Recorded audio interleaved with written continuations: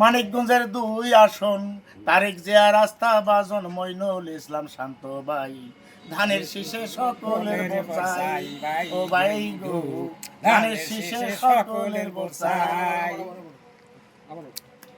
জাতীয় সংসদ নির্বাচন মানিকগঞ্জের 2 আসন তারেক জিয়া রাস্তা বাজন মইনুল ইসলাম শান্ত ভাই ধানের শীষে সকলের ভোট চাই ও ভাই গো ধানের শীষে সকলের ভোট চাই।